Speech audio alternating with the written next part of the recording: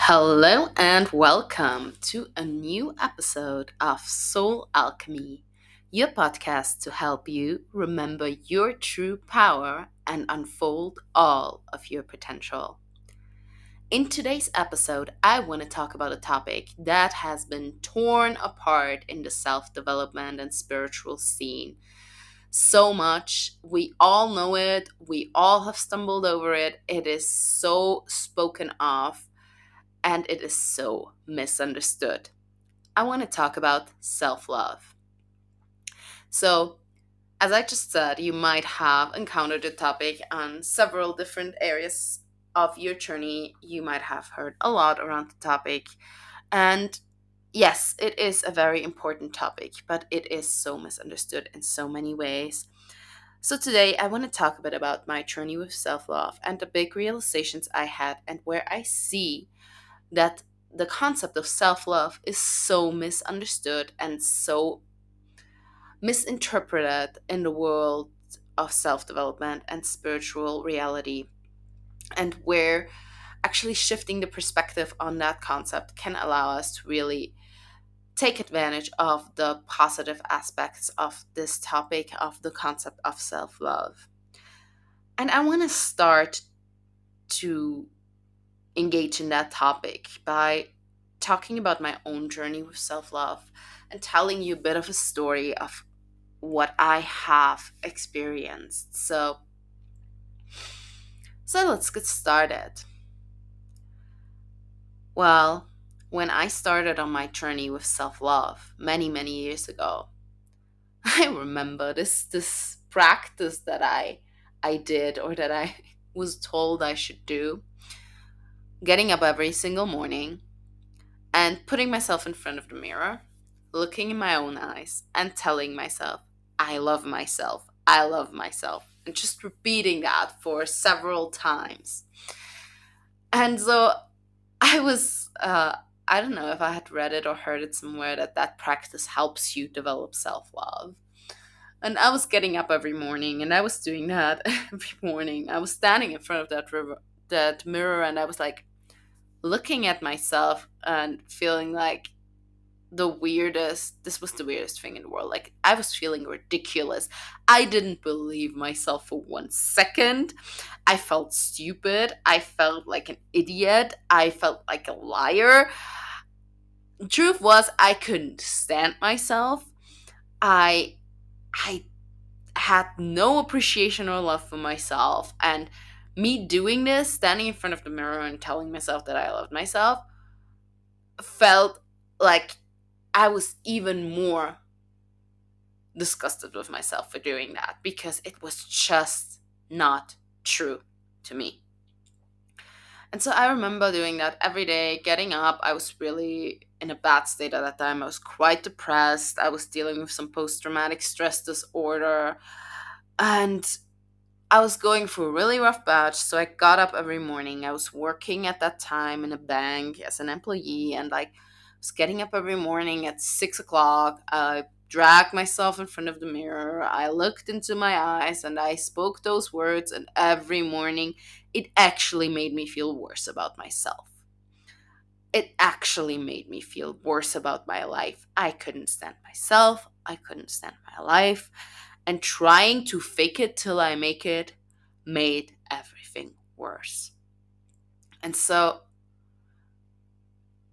I did this exercise, and one morning I was standing in front of that mirror and I was just fed up of it. I was just fed up of trying to fake it till I make it because I was not making it. It actually felt worse every day. And so I was standing in front of that mirror and I was starting to go along with my sentence, I love myself, I love myself, I love myself. And at some point, I got so angry. I got so angry. And I yelled at myself in the mirror and I was like, who are you trying to kid with this? Who are you trying to make a fool of? Because this is not real. No, I don't love myself. No, I don't like my life. I can't stand myself. I can't stand my life. I'm not even sure if I'm not even at the point where I hate myself. But one thing I can say for sure, that I do not love myself, and this is a damn joke. So I yelled at myself like that. And I looked myself into my own eyes.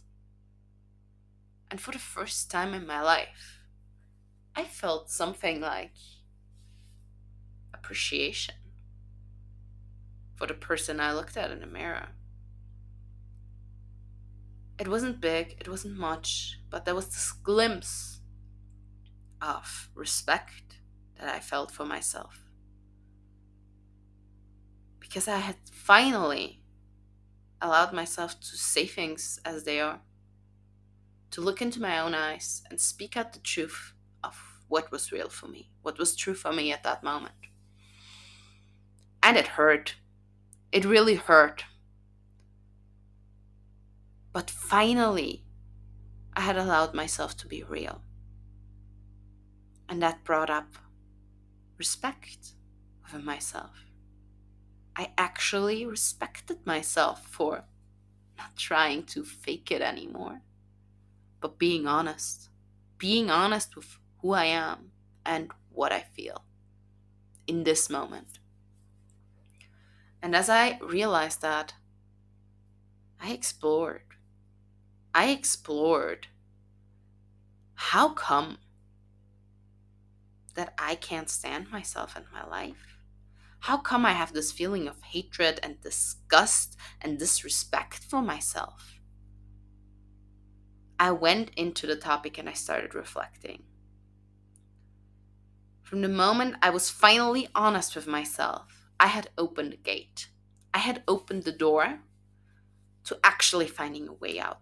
And it was not through trying to love myself when I was not feeling it, but it was through embracing what I couldn't stand about myself, where I felt the hatred and the disgust and the disrespect, embracing and looking at myself, at those aspects of myself, what these constructs of emotions within me were built upon.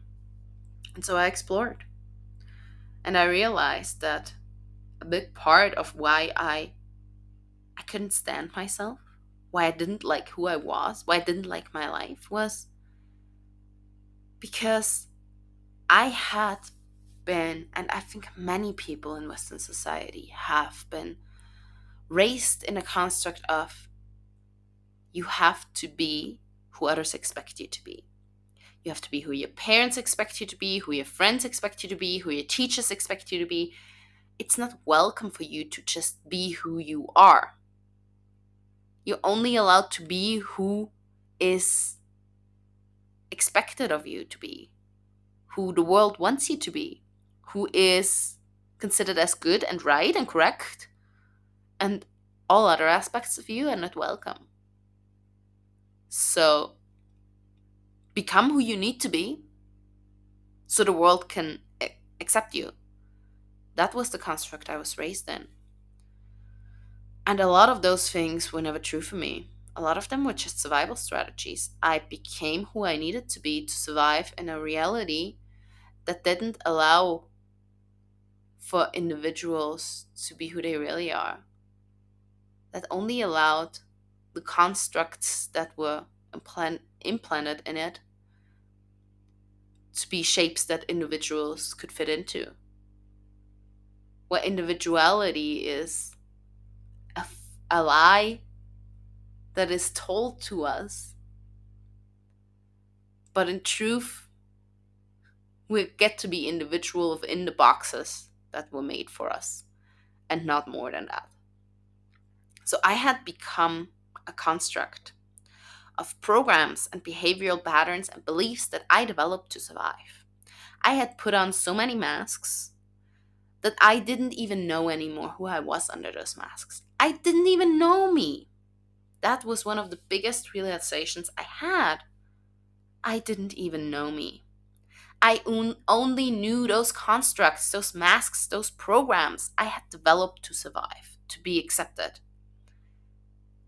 Who I was without them, underneath them, I had no darn idea. And so that was one of those realizations that really changed my reality for good. And that got me to the point that I couldn't even judge me. I was not able to judge who I was. I was not able to decide that I couldn't stand me or hate me or disrespect me based on the fact that I didn't even know me. I only knew programs that I had developed, a matrix I had become to survive.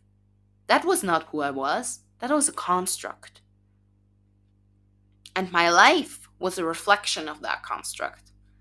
So, what right did I have to judge me or my life based on a survival program that I got imprinted into my being from birth on? And so I made a decision. As I realized that, I made the decision that I didn't want to exist in that matrix anymore. I didn't want to exist in that construct anymore. I wanted to find out who I was beneath all of that, who the core essence of me was. If I would remove all the masks, all the programs, all the constructs, who would I be? That became my goal. And so it was no more about self-love, as I had realized that I couldn't even develop self-love if I didn't know who I was. How can you love something that you don't know? You can't. It's that simple. And so my journey began. And I started removing these programs, these masks, layer by layer by layer. And it wasn't always easy. And it wasn't always fun. But it was always worth it. And I'm still on the journey. Although I removed so many layers. I mean, there's always more to discover. And I realized along the path, as I was starting to remove the thickest of layers, that this connection I had had to my soul, to my essence, to who I really was, had been severed through all these layers I'd put on. There was so much between me and who I really was that I had put on as an armor that I wasn't even able to connect to that essence. And the more I removed the layers, the more I was able to feel myself again, to feel my heart, to feel my soul, to feel my essence, to feel who I was underneath it all.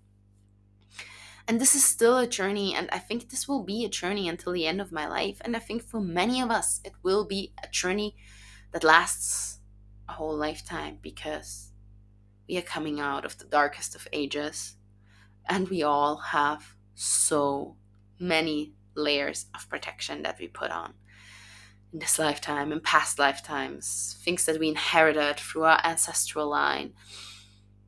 It doesn't really matter where it's coming from, but there's so many layers. It takes a lifetime to work through them, and that is okay.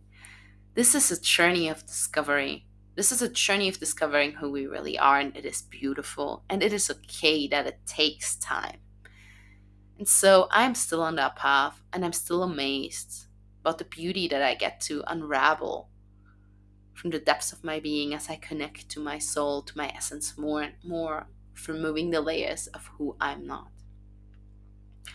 And so I was moving through that process, and one day I was getting back, as I was getting to know myself better, the person I truly was, the person I really felt within me, the person I was when I was not acting within the constructs that had been programmed in, but when I was coming through that heartfelt place, from that soul place. So I was getting to know her. I was turning back to the construct of, or back to the topic of self-love. And it became more and more of a topic again. And what I realized as I was diving into that topic was that self-love is put into our heads as something that we have to learn how to do, a skill that we can develop, an ability that we can learn. And that felt so wrong. Every time I tried to practice self-love as something that I do, it just felt like it it just didn't work. It didn't feel good. It didn't feel real. It was like, huh? This is just not, this is just not it. And so I was deeply connecting with the concept of love to find out what true self love is. And the more I was connecting with the concept of love, and the more I was allowing myself to feel love, the more I realized love is not something you do, it's not something you practice, it's not a skill you have to learn. Love is a state of being. When we are in love, we are not doing something specific. We are in a state of being. We are being love. We embody love. We cannot love someone by doing something. We love someone by being the embodiment of that love.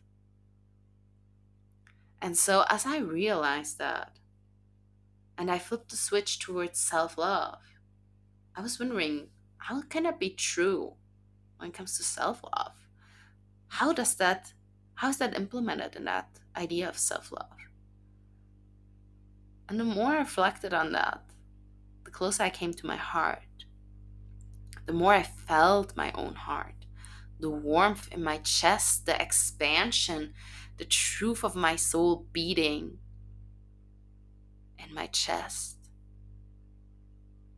And as I allowed myself to dive into that part of me, into my core, into my essence, I realized that within that space, I felt loved. But not just loved, I felt love. But not just I felt love. In that space, I was love. I was love. When I allowed myself to really fall into my heart and soul, I was love. And what I realized was self love was never about learning how to do something. It was never about developing a skill. It was never about doing something. It was about remembering who I really was, my essence and my core. Because the more I got to know my essence and my core, the more I realized my essence, my core, my soul, my heart is pure love. It's the purest, most unconditional form of love. We all are. In our essence, in our core, our soul, our heart, the center of our being is love. And it's always been love. We are born from love. The divine, source, the universe, the energy everything comes from is the energy of pure, unconditional love. And we are made of that energy. Our core, our essence, everything that we are is made from that energy. So how can we be anything but pure, unconditional love? So I realized that coming to space where I truly love myself was all about remembering that I all along was what I desired. It was about recognizing, remembering and recognizing the love that I already was and had always been. Remembering myself as love. Feeling the truth of who I always had been and always will be. Love. Pure, unconditional love. By connecting with that aspect of me, by connecting with the truth of who I was, with my true essence, not just an aspect, all of me, self-love was the natural result of that. If you are love, if you embody love, how can you do anything but love? Yourself, everyone else, the world, everything. You are love. Your essence, your core, your soul is and always will be love. And it is from that love that everything that you are is created. In the essence of pure love, there is no good and bad. There is no right and wrong. There just is love. And so every expression of you that you have ever been has always been love. And it has never been about becoming anything. It has never been about developing any skills or learning something, learning how to do something. It has always been about returning to the remembrance that you are love. You are pure, unconditional, divine love, and you always have been. And everything that you are, all of you, all aspects of you, your body, your whole being, everything that you are, and the whole of your life as a reflection of that is and always has been pure love. And if we can reconnect to that truth, then there is not even a construct or that idea of self love, because then love is all there is, and love is all that we are. And we don't need to learn how to love ourselves anymore, because it's just what we are.